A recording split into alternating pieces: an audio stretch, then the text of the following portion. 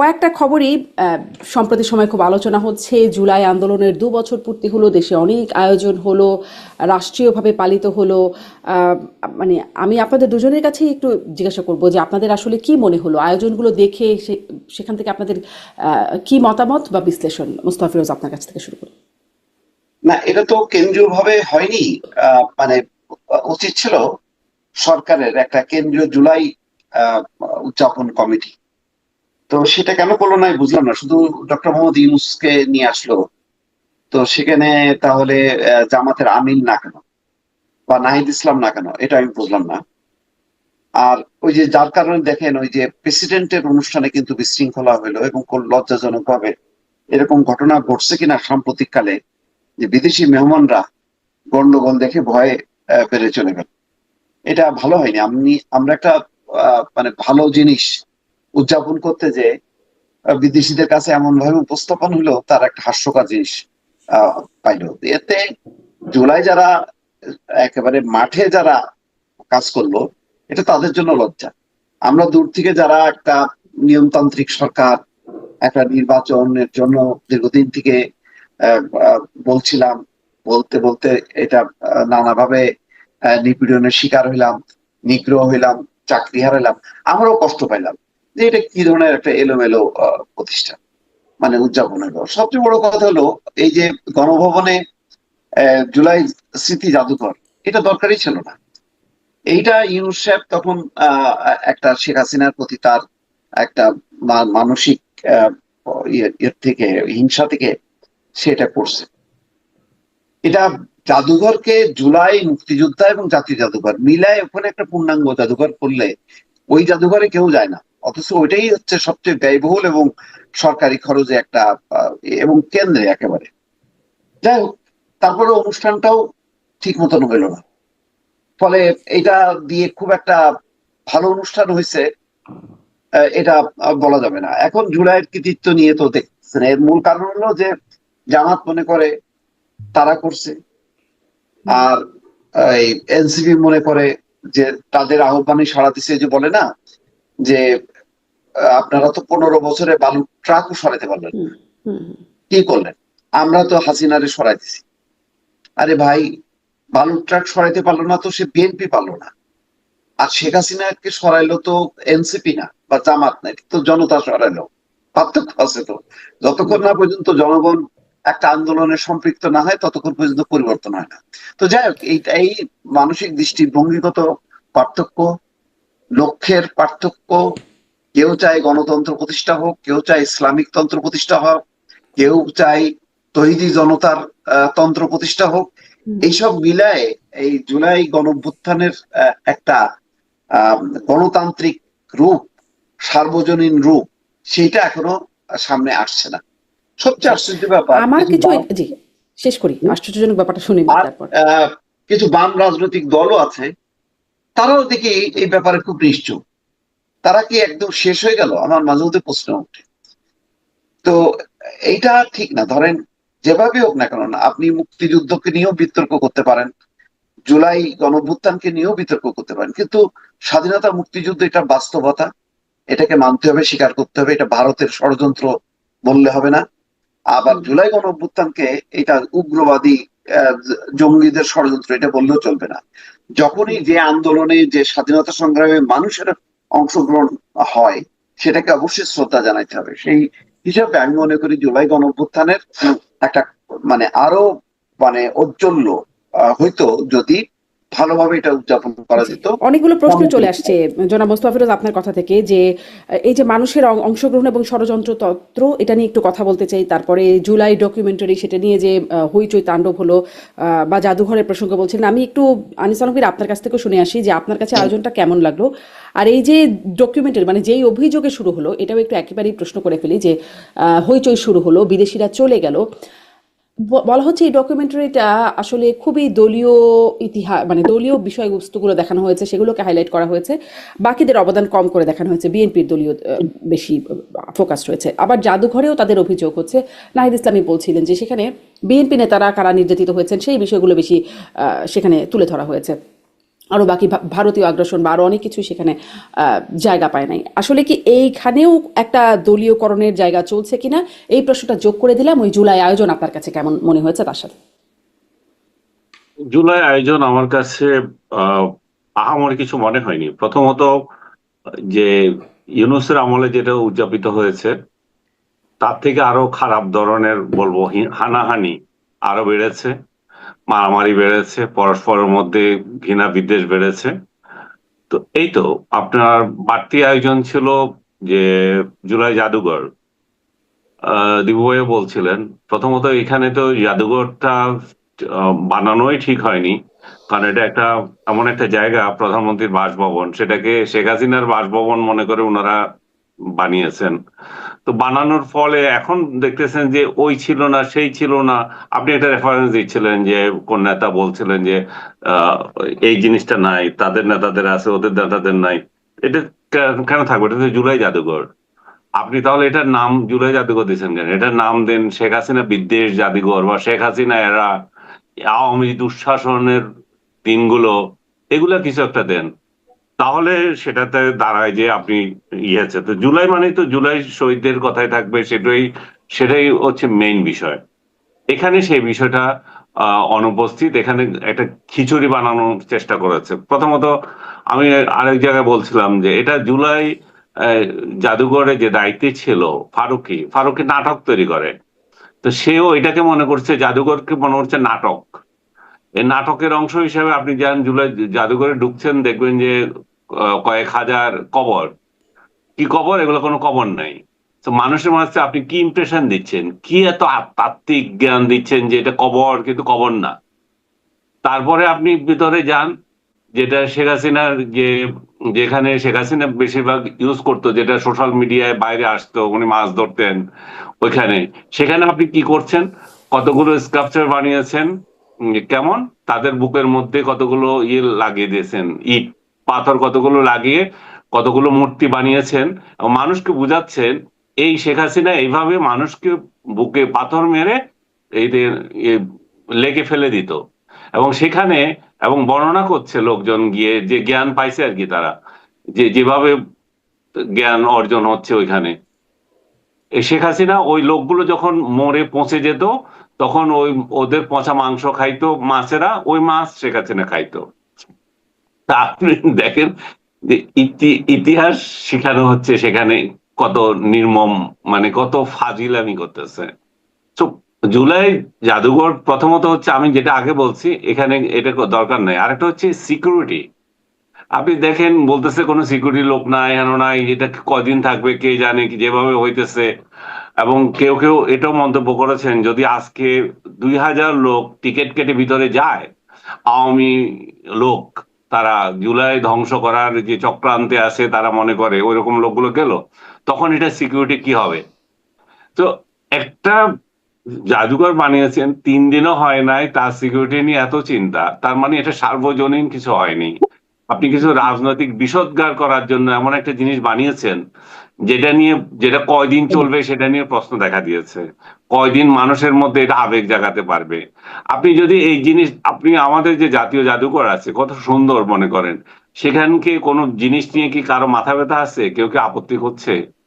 বা কেউ ওইখানে প্রশ্ন তুলছে এই জিনিস এখানে আসলো কেন, ওই জিনিস ওখানে আসলো কেন? সেখানে তো আমাদের জাতির ইতিহাস সবই উল্লেখ আছে, সব তৈরি করা আছে, কেউ কারো তো মাথা ব্যথা নেই। এখানে কেন অমুকেরে দেখালো তমুকেরে দেখাই নাই, এতগুলো কথা উঠতেছে। এখানে বঙ্গবন্ধুর ছবিও আছে, কিন্তু বঙ্গবন্ধুর ছবি এমন ভাবে দিছে যে আসছিল আর কি, মানে বঙ্গবন্ধুকে ইরেজ করতে পারতেছিল না দৃশ্য থেকে। তো তার ছবি একটা দিছে, এবং লোকজন যায় নাকি বঙ্গবন্ধুর সাথে ছবি তুলে ওইখানে। আমি জানি না এটা কয়দিন রাখবে। যে বঙ্গবন্ধুর সাথে ছবি তোলার জন্য বানাইছি আমরা, একজন আবার ডায়লগে দিছে, এটা আমি সোশ্যাল মিডিয়ায় দেখলাম, এই যে শেখ হাসিনার বাবাকে দেখতে আমরা এখানে এসেছি, আমরা এই জুলাই জাদুঘরে। তো মোট কথা হচ্ছে টোটাল একটা খিচুড়ি। এবং এই জুলাই জাদুঘর কদিন চলবে সত্যি সন্ধিহান আমি। এবং আমি মনে হয় প্রথম ব্যক্তি এই মুস্তাফিরুজের সঙ্গে বলেছিলাম যে দেখেন একদিন আওয়ামী লীগ যখন আসবে এই জুলাই জাদুঘর ভাঙবে, এবং এই সেই ভাঙার ভয় এখনো রয়ে গেছে। তার মানে এটাকে আপনি এখন সার্বজনীন করতে পারেন নাই বলে আপনার ভয় আছে ওইটা।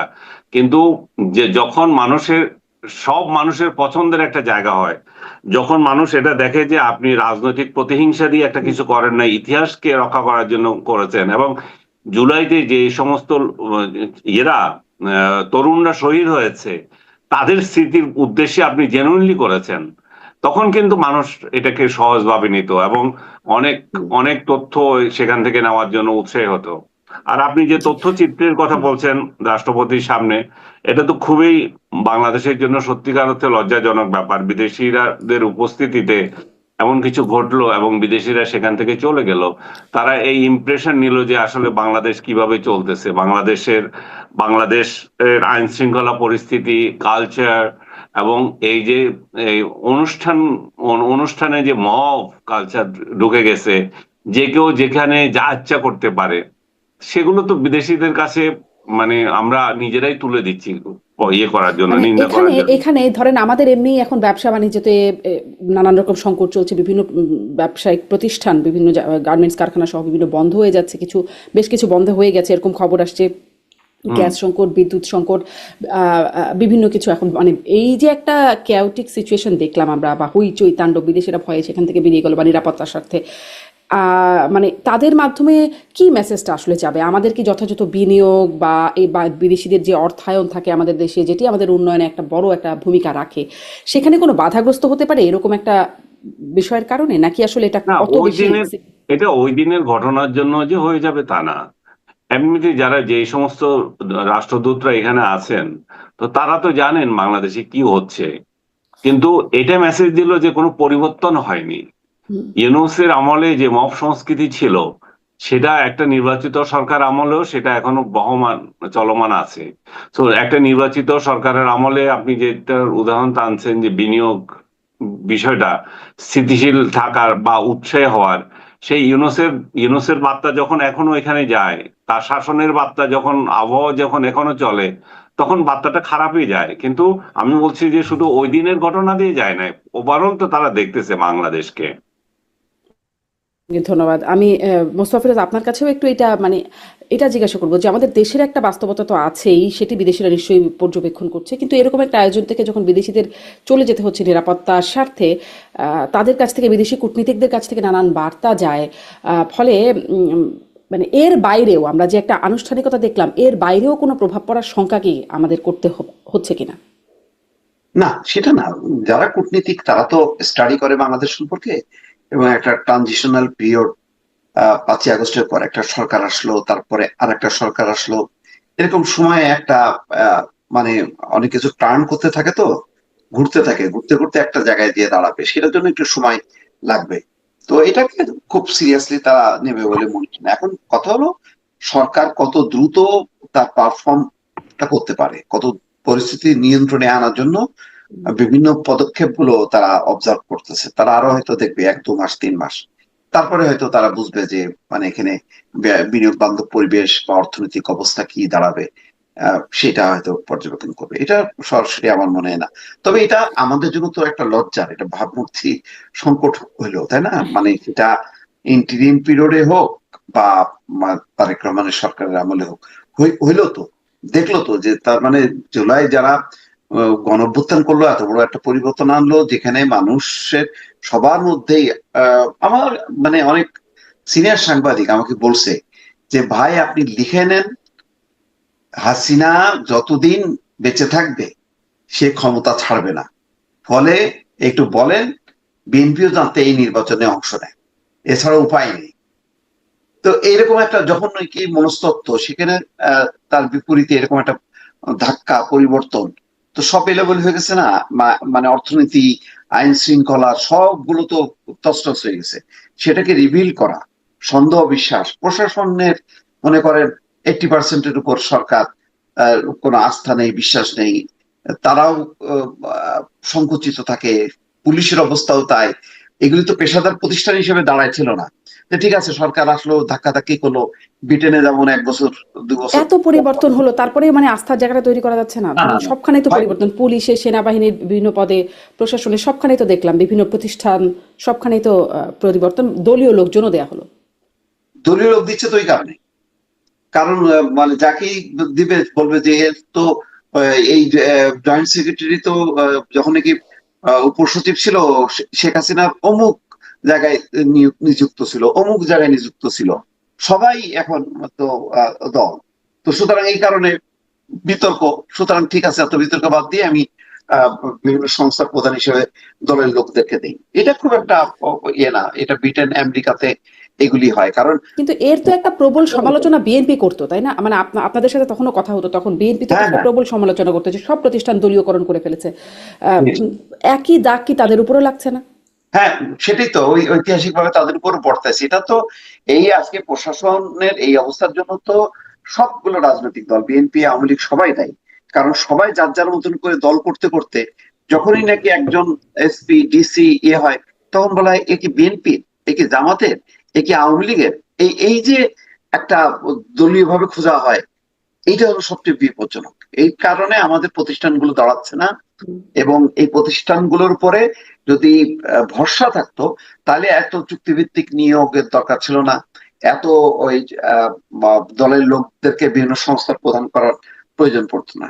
আমাদের এখানে সংকটটা, এখানে এই সংকটটা দূর করতে বিচার বিভাগ, আইন শৃঙ্খলা, প্রশাসন লম্বা সময় যাবে। এটা 5 বছরের তারেক রহমানের আমল দিয়ে পারবে না।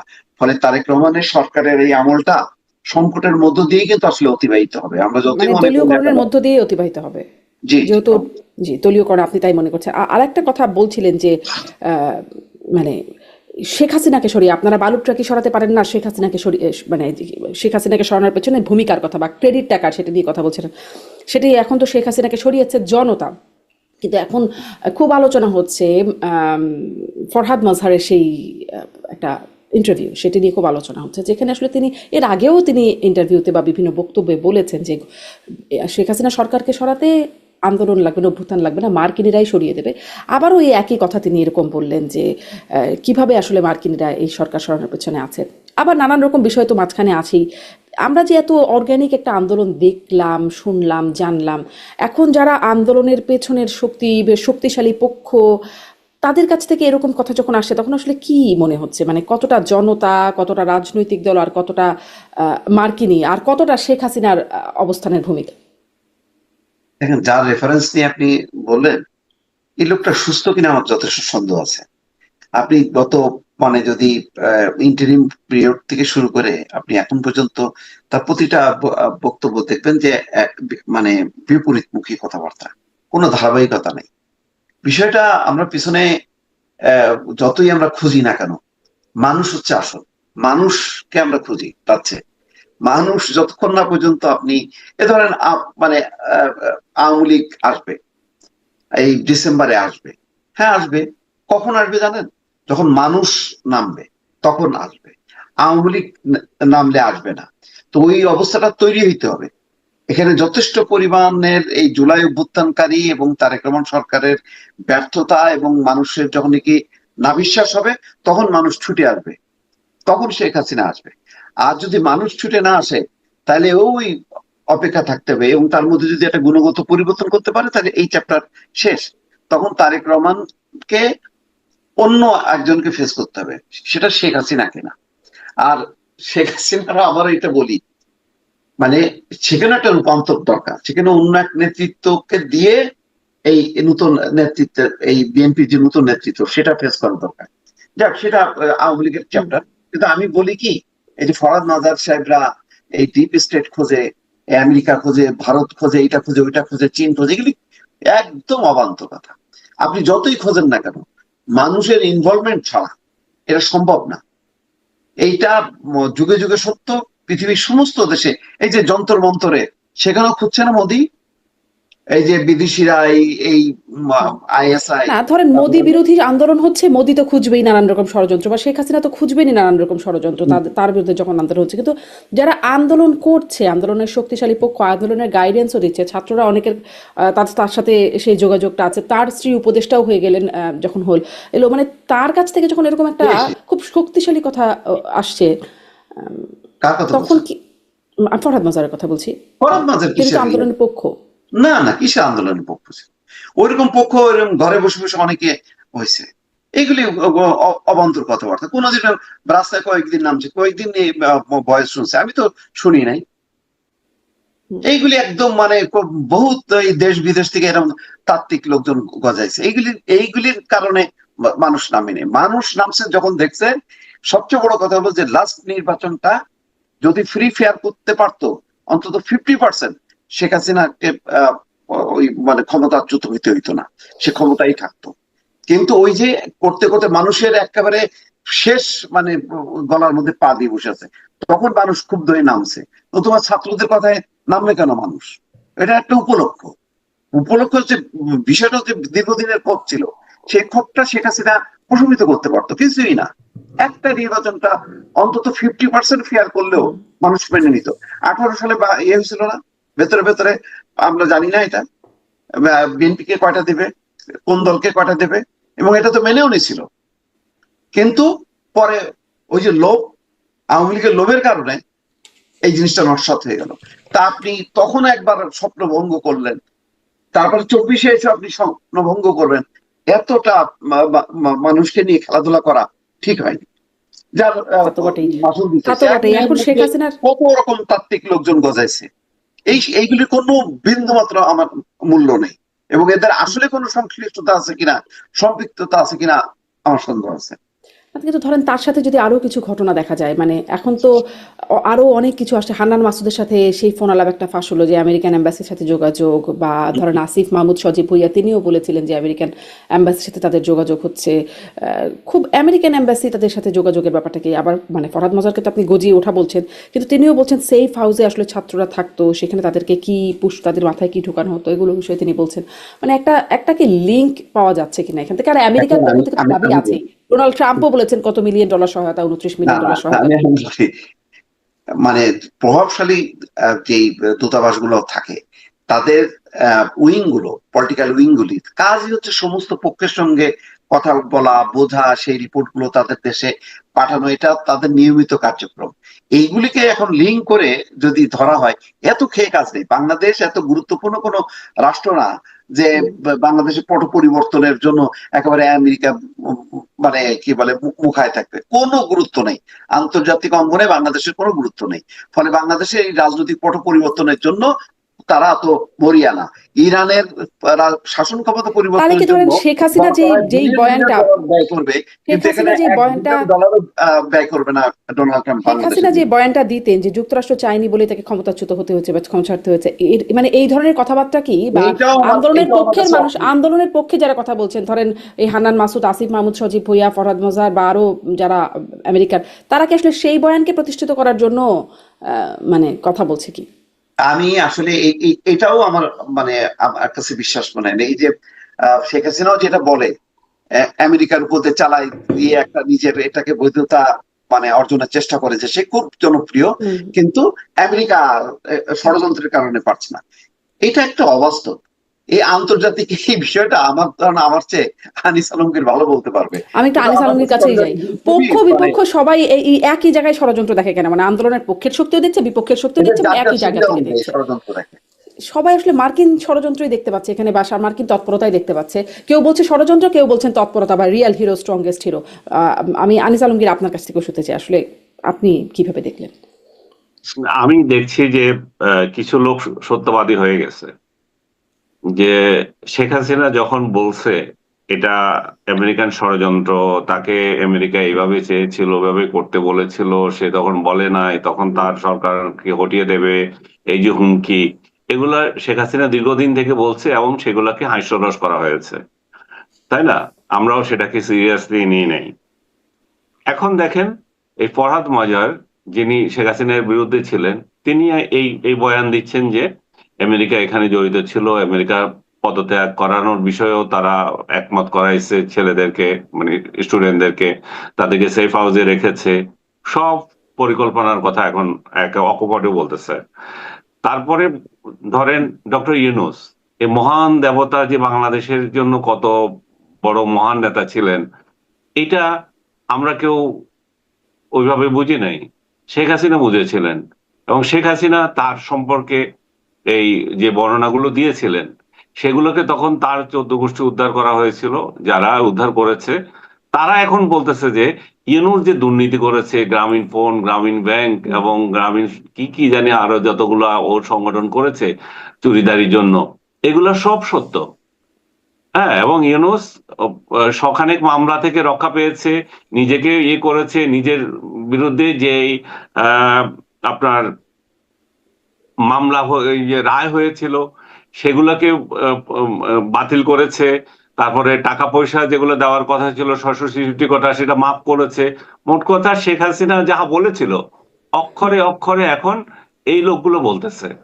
যারা শেখ হাসিনার বিরোধিতা করেছিল তারা এখন ভিডিও বানিয়ে বলছিল, আমি নিজেও কিছু বলেছিলাম বলে আমার জেলে যেতে হয়েছিল, তখন আমাকে বলেছিল যে শেখ হাসিনার দালালি করছে। এখন এই দেশে সত্য কথা বললে সেটা যার পক্ষে চলে যাবে, আপনি তার দালাল হয়ে যাবেন। শেখ হাসিনা যদি এই কথাগুলো বলে থাকে এবং সেগুলো যদি এভিডেন্স সহ ছিল, আদালতে বিচারাধীন ছিল, সেগুলো তো গায়েব করে দিয়েছে ইউনূস, এবং গায়েব করে দিয়ে সে এখন সহি সহি বান্দা হয়ে গেছে। তারপরে শেখ হাসিনা যে আমেরিকার বিরুদ্ধে যে অভিযোগগুলো তুলেছিল, ইউনূস কিভাবে এখানে ইনভলভ হয়েছিল, সব অতীতে যেগুলো বলছিল, এখন ফরহাদ মাজারা সেটাই বলতেছেন। এখন ফরহাদ মাজারের কথা কেউ বিশ্বাস করে, কেউ বিশ্বাস করে না। এই জন্যই যে এসে ফরহাদ মাজার একদিন এক কথা বলে, ফরহাদ মাজারের কথার বিশ্বাসযোগ্যতা কমে গেছে তার নিজের জন্যই। এই লোক হেফাজতের লোকজনকে নামিয়েছিল রাস্তায় সহিংসতা ঘটানোর জন্য, এবং সহিংসতাকে ওয়েলকাম করেছিল, সহিংসতাকে জায়েজ মনে করেছিল। তো সেই লোক আবার উল্টা হেফাজত যখন শেখ হাসিনার সাথে ইয়ে করলো, মিলে গেল, কওমি জননী খেতাব দিল, তখন আবার এদেরকে গালাগালি করছে। এবং আমি নিজে জানি নয়া দিগন্তে সে কলাম লিখেছিল, তার বিপরীতে আমি তার কলাম লিখতে হয়েছিল। তো এখন এই লোকটা আবার যে পাল্টাচ্ছে, হয়তো তার কথা সত্য, হয়তো না, তার কথায় অনেকগুলো সত্যতা আছে, এখানে অনেকগুলো সত্যতা আছে যেগুলো এভিডেন্স দেখা যাচ্ছে বিগত দিনে যেগুলো ঘটেছে। কারণ যারা তার সাথে জড়িত ছিল তাদের ইন্টারভিউ গুলো তো এগুলো আসতেছে, প্রথম আলো কতগুলো সিরিজ ইন্টারভিউ করছিল, সেগুলো তো এই যে ঘটনাগুলো, এই যে ষড়যন্ত্রগুলো, এই যে বিদেশি সাহায্য, এগুলো সবগুলো এখন উন্মোচিত হচ্ছে। তো এখানে আমার বাড়তি কিছু যোগ নাই। আমি মনে করি যে এরা নিজেরা আবার রিভিল করবে, আরো তথ্য আনবে, এবং এরাই আবার শেখ হাসিনাকে গ্রহণযোগ্য করার জন্য সমাজে মত তৈরি করবে। কেন এটা কেন করবে? করছে তো তারা, কারণ তাহলে মানুষ কি বুঝবে? যে তাহলে মানুষ তো বুঝবে যে শেখ হাসিনা সত্য ছিল। শেখ হাসিনা যেগুলো ইউনূসের বিরুদ্ধে যে অভিযোগ করেছিল, শেখ হাসিনা যেই কোটা আন্দোলনের বিরুদ্ধে অ্যাকশন নিয়েছিল, এটা আসলে কোটা আন্দোলন ছিল না, এটা আসলে শেখ হাসিনাকে পতনের আন্দোলন ছিল, এবং বহির্বিশ্ব পরিচালিত আন্দোলন ছিল, যেখানে ইউনূস যে ক্ষমতায় আসবে সেই পরিকল্পনা তৈরি হয়েছিল সবকিছু। এবং আপনি নিজে দেখেন না শেখ হাসিনা একটা ব্যক্তির উপর কেন বারবার আক্রোশ ঝাড়তেন, তখন কারণ উনি জানতেন এটার পেছনে কে। আমার সরকারকে অস্থিতিশীল করার জন্য বিএনপি এবং জামাত যে কেউ হোক সে পারতেছে না, এবং এটা বহিঃশক্তি করতেছে, এবং বহিঃশক্তির এই ক্রীড়ানক হচ্ছে ইউনূস। জি, আপনি তিনি দেখেন যদি শেখ নিশ্চয়ই হাসিনা, যদি শুধুমাত্র ইউনূসকে না চিনে আসলে জনগণের দাবিগুলোকে একটু চিনতেন, বুঝতেন, তাহলে হয়তো এই অবস্থা তৈরি হতো না। আমি একটু এখান থেকে মানে শেখ হাসিনার প্রসঙ্গটা যখন বারবার আসছে, আমি এটা নিয়ে আপনি আপনাদের কাছে আপনি একটু যাই। যেটা বললেন সেটা শেখ হাসিনা হলে ভালো জবাব দিতে পারতেন আর কি। নিশ্চয়ই তাকে তো আর পাওয়ার সুযোগ নাই, মানে শুধুমাত্র ইউনূসকেই চিনলেন, জনগণের দাবি দাওয়াগুলোকে যদি চিনতেন তবে হয়তো পরিস্থিতি ডিফারেন্ট হতো। আমি মোস্তাফিজ আপনার কাছে এই যে শেখ হাসিনার প্রসঙ্গ, যখন দেশে আসলে এই আয়োজনগুলো চলছে, সেখানে 5ই আগস্ট সেখানেও একটা দিল্লিতেও আয়োজন চলছে, যে তার যে প্রেস কনফারেন্স হলো, যেটি বাংলাদেশের গণমাধ্যমে তো পুরোপুরি বন্ধ ছিল, কিন্তু সব ইন্টারন্যাশনাল গণমাধ্যমগুলোতে দেখালো, রয়টার্স লাইভ করলো। এই করার মধ্য দিয়ে কি বার্তা হলো, এবং এই যে সরকার বারবার তৎপরতা চালালো যেন এটা বন্ধ, মানে এটা বন্ধ করা যায়, বা এখনো বলছে যে ভারতের সাথে কূটনৈতিক সম্পর্ক বন্ধুত্বপূর্ণ থাকবে না শেখ হাসিনা কার্ড খেললে, এবং শেখ হাসিনা কার্ড ভারত খেলছে বলে বলছেন, স্বরাষ্ট্রমন্ত্রীও বলছেন, আজকেই বলেছেন। মানে আমি কয়েকটা প্রশ্ন এখানে, প্রথমে যে এই প্রেস কনফারেন্স থেকে কি বার্তা গেল, এক, এই প্রেস কনফারেন্স করাতে মানে সরকার যতটা তৎপর বা আপত্তি জানাচ্ছে, কি এমন ক্ষতি হয়ে গেল সরকারের, বা মানে জনগণের, বিরোধী দলগুলোর কি এমন ক্ষতি হয়ে গেল, এত আপত্তির জায়গা কেন? আপত্তির জায়গাটা আসলে শেখ হাসিনার বক্তব্য দিয়ে মানে খুব মানে বিশাল কিছু মানুষ আলোড়িত হলো, মন্ত্রমুগ্ধের মতন তারা শুনলো বিভিন্ন সেটা না, এবং তার দ্বারা খুবই মানে অনুপ্রাণিত হলো। বিষয়টা সেটা না, বিষয়টা হলো যে ভারত যে শেখ হাসিনাকে সাথে কনস্ট্যান্ট আছে, শুধু সমর্থন না, মদত দিচ্ছে, যে সেটা প্রমাণ হতে, যেটা ইউনূস সরকারের সময় যেটা বলা হচ্ছিল যে রাজনৈতিক সরকার আসলে সম্পর্কটা স্বাভাবিক হয়ে যাবে, সেই জায়গাটায় একটা শঙ্কা তৈরি হলো যে একজন দণ্ডপ্রাপ্ত আসামি সে ভারতের মাটিতে বসে বক্তব্য দিচ্ছে। ধরেন আমি মানে ঠিক উল্টায় যদি এটা মানে বক্তব্য রাখি, যে যন্তর মন্তরে একটা গণঅভ্যুত্থান ঘটে গেল, নরেন্দ্র মোদী পালায় বাংলাদেশে আসতে বাধ্য হলো, আর সেখানে অভ্যুত্থানকারীরা ভারতে একটা সরকার গঠন করলো। নরেন্দ্র মোদী যদি শেখ হাসিনার মতন করে বাংলাদেশের মাটিতে বসে বক্তব্য দিত, ভারতের রিয়াকশনটা কি হতো? তারা বলতো যে না, এটা তো গণতান্ত্রিক অধিকার, ব্যক্তির স্বাধীনতা, আহ এটা তো দিতেই পারে। এভাবে অ্যালাউ করতো? নিশ্চয়ই না। ভয়ঙ্কর দেখা যেত যে ভারতের ট্যাঙ্ক বা বাহিনী ভিতরে ঢুকে পড়ছে বাংলাদেশের, যুদ্ধ বাধাই দিত তারা। এখন ভারতের এই দৃষ্টিভঙ্গিতে দেখা দরকার, যে কাজটা মানে ভারত অ্যালাউ করতেছে, বাংলাদেশ তাদের ক্ষেত্রে যদি বাংলাদেশের মানে প্রেক্ষাপটে যদি হইতো, তাহলে কি দাঁড়াইতো, সেই বিবেচনাটা করা দরকার। অর্থাৎ কূটনীতিতে আমরা চাই বন্ধুত্ব তো এমন হবে না যে আমি শুধু তোমাকে প্রভু মানবো, কিন্তু কখনোই আমি ছোট বলে আমি তোমার বন্ধু হইতে পারবো না, এমন তো হইতে পারে না। তো সুতরাং এখানে আমাদের যেটা হলো যে একটা আত্মসম্মানে লাগলো যে বাংলাদেশকে তারা পাত্তাই দিচ্ছে না, উপেক্ষা করছে। তুমি বাংলাদেশ কি প্রতিবাদ করবে? ওই 2 দিন হালকাও করবে, তারা চুপ করে থাকবে। ওরা তো আমাদের উপর নির্ভরশীল, আমাদের চাল ডাল না দিলে তো ওরা চলতে পারে না। বলে না, পানিতে আমরা পেশাব করে দিলে বাংলাদেশ বন্যায় ডুবে যাবে, এই ধরনের কিছু ভারতীয় দেখবেন বিজেপির উগ্রপন্থীরা এই সমস্ত কথাবার্তা বলে। তো মনোভাবটা কিন্তু ওরকমই রয়ে গেল ভারতের। এইরকম মনোভাব থেকে বাংলাদেশের সম্পর্কটা এবার কিন্তু হবে না।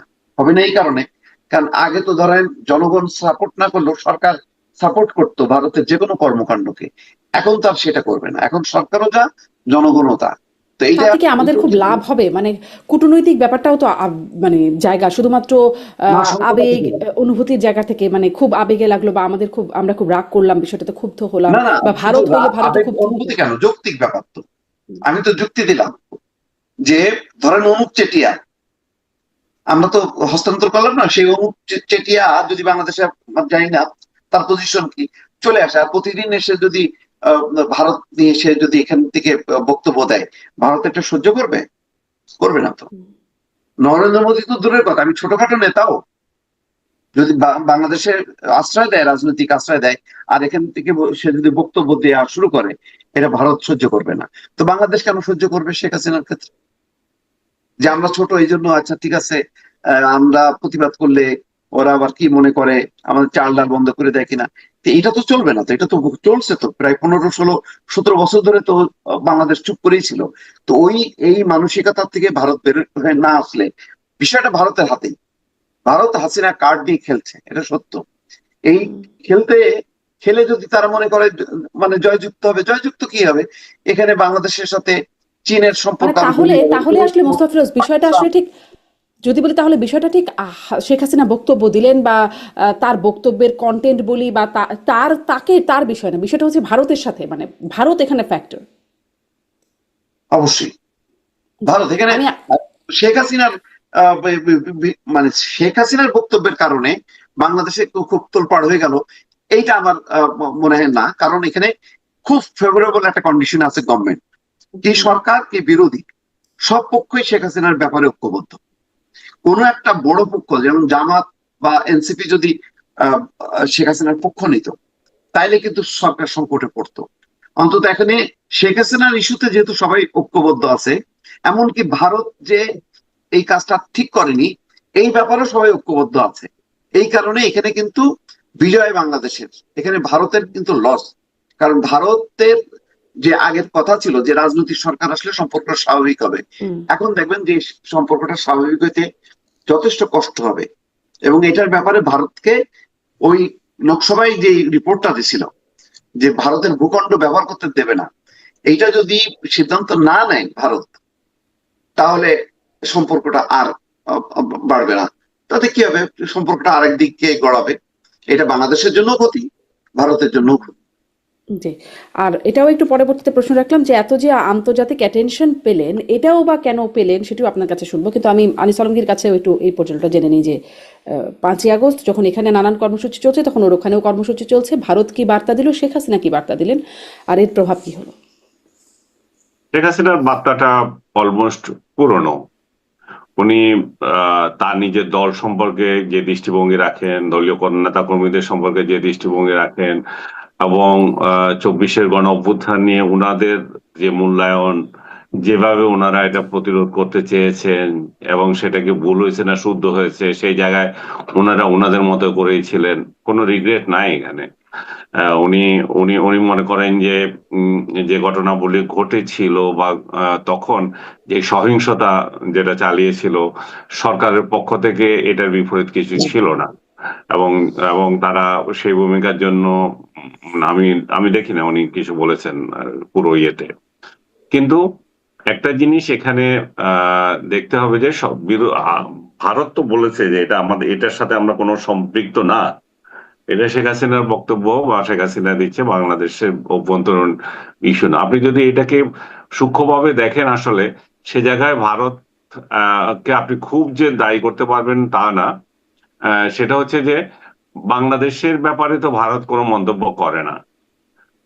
ভারত বাংলাদেশের অভ্যন্তরীণ রাজনীতি নিয়ে কোনো মন্তব্য করেনি এ পর্যন্ত। তার মানে কি, শেখ হাসিনা কি বলছে না বলছে সেগুলো শেখ হাসিনার ব্যাপার। এখন বলেন যে শেখ হাসিনাকে বলতে দেওয়াটাই হচ্ছে লঙ্ঘন, শেখ হাসিনাকে বলতে দেওয়াটা হচ্ছে দ্বিপাক্ষিক সম্পর্কের ক্ষেত্রে বাধা সৃষ্টি করা। তো ভারত যদি এটা মনে করে যে আমরা শেখ হাসিনাকে মাইনাস করে আপনাদের সাথে সম্পর্ক করব, সেটা তো আমরা প্রতিশ্রুতি দিই নাই। শেখ হাসিনা আমাদের প্রতিষ্ঠিত বন্ধু। এবং মুস্তাফিরও যেটা বলছিলেন অনুপ চেটিয়ার কথা, অনুপ চেটিয়া মেটিয়ার সঙ্গে তো শেখ হাসিনার তুলনা আপনি করতে পারেন না। কেন পারেন না? কারণ অনুপ চেটিয়ারা বাংলাদেশে এসে সশস্ত্র কর্মকাণ্ড করছিল, ধরা পড়েছে, এখানে পালিয়ে এসেছে। আর শেখ হাসিনা তো পালিয়ে যান নাই। শেখ হাসিনাকে আমাদের আমাদের রাষ্ট্র, আমাদের একটা বাহিনী সসম্মানে গিয়ে ওইখানে তুলে দিয়ে এসছেন, সেফটি দিয়ে। না, পালিয়ে হ্যাঁ, যাওয়া আমার আমি একমত। মানে এটা যদি নরেন্দ্র মোদীর ক্ষেত্রে করতো, ওইভাবে ঠিক পালায় যদি আসতো, তাহলে হয়তো তুলনা করা যেত। একটু একটা রাইট, ওটা তুলনা করতে পারতেন। কিন্তু এইটার ক্ষেত্রে আমরা পারছি না, কারণ আমাদের রাষ্ট্র নিজেই তুলে দিয়ে এসছে। শেখ হাসিনা তো নিজে যান নাই। এমন না, এমন নিজে যান না মানে এমন এমন না যে যে পালিয়ে গিয়েছেন। পালিয়ে যাওয়া আমরা রাজনৈতিক রেটরিক হিসাবে বলতেই পারি, যে যেহেতু শেখ হাসিনা বলছেন শেখ হাসিনা পালান না। কিন্তু আক্ষরিক অর্থে যদি আপনি বিচার করতে যান, তাহলে তো এটা পালানো না। এটা তো তাকে একটা সেফ কাস্টডিতে রেখে এসছে, এবং ভারত সেই সেফ কাস্টডিটাই মেনটেন করতেছে। এখনো পর্যন্ত ওনাকে অতিথির মর্যাদা দিয়ে ওনার সেফটি সবকিছু রক্ষা করতেছে। এখন উনি কি করবেন না করবেন সেটা ওনার ব্যাপার। ভারত যে এই ব্যাপারে নাক গলায় না পেছনের পেছনের পর্দার আড়ালে, সেটা আমরা বলতে পারি না। কিন্তু উপরে তো নাই, উপরে তো তারা কিন্তু আমাদের ধরেন কাছে এসছে। বাংলাদেশ সরকারের পক্ষ থেকে বারবার দফায় দফায় এই আবেদনটা করা হলো, সেটি ইউনূস সরকারের আবেদন না হয় নাই দেখলো, নাই গুনলো ভারত, কিন্তু এই নির্বাচিত সরকার তো বারবার সেই আবেদনটা আহ্বানটা করেছে। মানে সেটিকে কেন একদমই অগ্রাহ্য করলো ভারত? এটার পেছনে কি ব্যাখ্যা মনে হয়? সেটা তারা ব্যাখ্যা দিতে পারবে, কিন্তু ওই ওই ওই আইনেও রয়েছে, আপনার যদি প্রাণনাশের এখানে আশঙ্কা থাকে তাহলে সেখানে ব্যবস্থা নেওয়ার। ওইখানে অনেক মারপ্যাচ আছে। আপনি এটা যদি এটাকে প্রত্যর্পণের কথা বলছি। ভারতের পক্ষে নিতে যান বা শেখ হাসিনার পক্ষে নিতে যান, সেটাও পারেন। আর বিপক্ষে নিলে সেটাও পারেন, যে আমরা আমাদের কনভিক্টেড আসামি তাকে তুমি পাঠিয়ে দাও। সেটা ভারত সেটা যদি ইচ্ছা করে দিতে পারে। আসলে এখানে সদিচ্ছা হচ্ছে বিষয়। কিন্তু আইনটা তো এমন ভাবে তৈরি করা আছে যে ইচ্ছা করলে নাও দিতে পারে, কারণ তার যেহেতু এখানে প্রাণনাশের আশঙ্কা আছে। সো পুরো ব্যাপারটা যেটা দাঁড়াইছে, আপনি যেটা না, বললেন আমি আসলে পাঠিয়ে বাংলাদেশের। দেওয়ার বিষয়টা নিয়ে, আইনি জায়গাটা নিয়ে কথা বলছিলাম না, এই যে বক্তব্য দেওয়ার প্ল্যাটফর্মটা দেওয়ার বিষয় নিয়ে কথা বলছিলাম, যে বাংলাদেশ সরকার তো এটার জন্যই কয়েক দফা বলল, বিভিন্ন লেভেল থেকে বলা হলো, বার্তা দেওয়া হলো, বৈঠকের বলা হলো, বিষয়টা উত্থাপন করা হলো, কিন্তু ভারত বিষয়টা একদমই অগ্রাহ্য করলো। যেটা ভারত এর আগে একবার নরেন্দ্র মোদীও আমাদের সম্ভবত ইউনূসের সঙ্গে যে একবার বৈঠক ছিল, সেখানেও ইস্যুস এসেছিল। তো সেখানে বলছে আমরা সোশ্যাল মিডিয়া নিয়ন্ত্রণ করি না, সোশ্যাল মিডিয়ায় কে কি বললো কিভাবে বলছে সেটা আমরা জানি না। এটাও তো অনেকটা সোশ্যাল মিডিয়া গ্যাদারিং এর মতো। আপনি অনলাইনে অংশ নিয়েছেন বলেছেন, শেখ হাসিনা তো সশরীরে এখানে আসেন নাই। শেখ হাসিনা হয়তো ওনার ফেস দেখাচ্ছেন না, হয়তো উনি উনি উনি এই ফেজ, উনি যেটা বলতেছেন আমি ডিসেম্বরে আসব, সে ডিসেম্বর পর্যন্ত আকর্ষণ রাখছেন যে ডিসেম্বরে যখন উনি নামবেন এখানে, যেটা বলা হলো আর কি, উনি যেভাবে আসবেন, সো আগ্রহী হয়ে মানুষ যাবে, তখন দেখবে শেখ হাসিনাকে দেখার জন্য যাবে। শেখ হাসিনাকে তো 2 বছর দেখেন নাই, না দেখা থাকেন। আচ্ছা, মানে না দেখানোটাই একটা কৌশল। আর মানে হইতে পারে আমি দেখাবো না, আমার আমার চেহারা দেখাবো না, আমি যখন আসবো তখন দেখবে, আমার দেশে এসে আমি দেখাবো। জি, এখন একটু সেটা নিয়েও একটু কথা বলি যে দেশে ফেরার বাস্তবতা, এটাও একটা আলোচনা হচ্ছে মোস্তফা ফিরোজ। আহ, মানে বাস্তবতা এটা নিয়ে কদিন ধরেই তো কথা হচ্ছে, কোনো পরিবর্তন কি হচ্ছে? দেশে ফেরার মতো পরিস্থিতি কি আসলে আছে ডিসেম্বরে বা তার আগে? আর তার আগেও ফিরবেন এমনটাও বলা হচ্ছে। না, পরিবর্তন নেই। প্রথম দিকে মনে হচ্ছিল যে ভোটের রাজনীতিতে আহ, মানে বিএনপি আওয়ামী লীগের সমর্থকদের ভোট পেয়েছে, কিন্তু ওই পর্যন্তই। কারণ আওয়ামী লীগের উপর, বিশেষ করে শেখ হাসিনার নেতৃত্বাধীন আওয়ামী লীগের উপর এখন বাংলাদেশে অবস্থিত কোনো রাজনৈতিক পক্ষেরই কোনো আহ, মানে ভরসা নেই। এবং তারা মনেও করতে পারে না যে এই শক্তিকে নিয়ে সামনে একটা রাজনীতি করা যাবে। তো সুতরাং এখানে এমন না যে শুধু বিএনপির শত্রু আওয়ামী লীগ, এটা জামাতেরও শত্রু, এনসিপিরও শত্রু, অন্যান্যদেরও শত্রু। যাই হোক, মূল তো তিনটা ফ্যাক্টরের সবাই আবার এই ব্যাপারে ঐক্যবদ্ধ। সেই কারণে এই বাস্তবতা নেই। জনগণের মধ্যে হতাশা আছে, জনগণের মধ্যে আওয়ামী লীগ তো একটা বড় রাজনৈতিক দল, তার প্রচুর কর্মী সমর্থক আছে, তাদের প্রত্যাশা আছে, আকাঙ্ক্ষা আছে। কেউ কেউ বর্তমানের এই 2 বছর 2.5 বছরের বিশৃঙ্খলা অর্থনৈতিক এবং আম, আহ, কি বলে আইন শৃঙ্খলার পরিস্থিতির কারণে তারা মনে করে যে না, আগেই তো ভালো ছিলাম, এরকম একটা মনোভাবের থেকে আছে। কিন্তু ওইটা এত তীব্র না যে আহ জুলাই গণঅভ্যুত্থানে যেমন মানুষ রাস্তায় ঝাঁপায় পড়ছে, ওই রকম ঝাঁপায় পড়ার মতন কোনো অবস্থা নাই। কোনো দল কোনো কিছু পরিবর্তন করতে পারে না। করলে তো আজকে এই জুলাই গণঅভ্যুত্থান কেন বা বিএনপি যত বড় বড় শোডাউন করছে, তাতেই তো পাল্টে যেতে পারতো, পারে নাই। মানুষের সম্পৃক্ততা খুব গুরুত্বপূর্ণ। সুতরাং শেখ হাসিনার পক্ষে মানুষ যতক্ষণ না নামবে ততক্ষণ পর্যন্ত হবে না। আর এমনিতেই শক্তির এই যে ভারসাম্য, আপনি, হ্যাঁ, কোন একটা এই যে শক্তিকে, জামাত বিএনপি এবং আহ, কি বলে জামাত বিএনপি এবং এনসিপি, কোন একটা দুইটা শক্তিকে যদি কাছে টানতে পারতো আওয়ামী লীগ, তাইলে হয়তো একটা পরিবর্তন হইতো। কিন্তু সেটার কোনো সম্ভাবনা নেই, একদম জিরো। মানে যদি আগামী টার্মেও জামাতকে বিরোধী অংশে থাকতে হয়, তাও তারা আওয়ামী লীগের সঙ্গে মিত্রতা করবে না, যে ঠিক আছে আসুক, এসে সবাই মিলে আমরা ধাক্কা দিই তারেক রহমানের সরকারকে, সেটা করবে না আমার ধারণা। ফলে আপনি শেখ হাসিনা ফেরার বাস্তবতা দেখেন না? কোনো দেখি না। কোনো বাস্তবতা দেখেন না। আমি এটা আনিস আলমগীর কাছেও জানবো, কিন্তু এই বিষয়টা যে আপনি বলছিলেন যে মানুষের ভাবার হয়তো একটা কারণ আছে, আসলে কি কারণ আছে এই বিষয়টা ভাবার যে আগেই ভালো, আসলে ভালো ছিলাম, এই বিষয়টা ভাববার মতো? যদি ধরেন রাজনৈতিক, অর্থনৈতিক, সামাজিক বা নিরাপত্তা, আইন শৃঙ্খলা, এই বিষয়গুলো বিবেচনা করে এটা কি ভাববার যৌক্তিক কারণ আছে?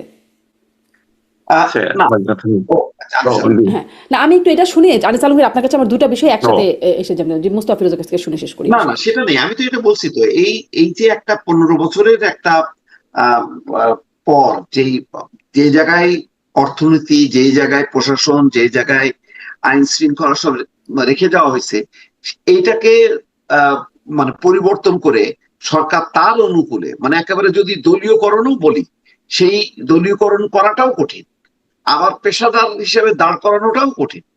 কারণ সময় তো কম। আপনি একটা পেশাদার বাহিনী হিসেবে একটা প্রশাসনকে, বিচার বিভাগকে গড়ে তোলা, তারপরে আপনি ব্যাংক খাতগুলোকে পুনর্গঠন করা, ব্যাংকগুলি ফোকলা হয়ে বসে আছে, বড় ব্যাংকগুলিও সংকটের মধ্যে যেখানে আছে, তো সেখানে আপনি এতগুলো পুনর্গঠন কেমনে করবেন? এটার জন্য তো একটা লম্বা সময় দরকার। এখন জনগণ তো আর সেটা এটা তো বলছে না, যৌক্তিক, যারা কিন্তু ধরেন এই যে কারণ, নানান রকম কারণ আছে কেন পারছে না সরকার, বা নানান রকম অজুহাতও আছে কেন সরকার পারছে না। অভিযোগ না। কিন্তু জি, বলেন।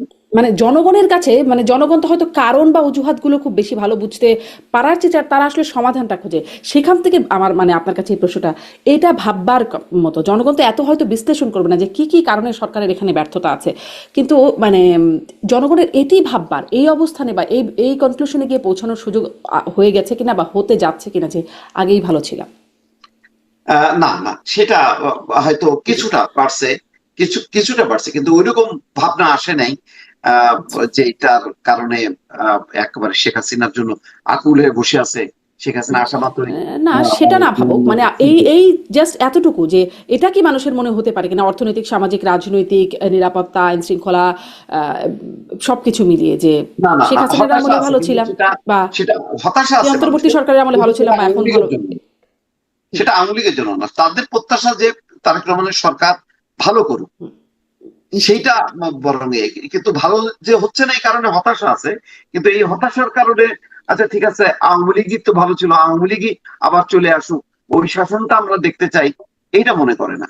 সেটা মনে করেন আনিস আলমগীর, আপনার কাছে এই বিশ্লেষণটাই, দুটো বিশ্লেষণ একসাথে শুনে আমি শেষ করবো। হ্যাঁ, আগে ভালো ছিলাম, এই ফ্রাস্ট্রেশন তো আছে। এটা এটা অস্বীকার করার জো নাই।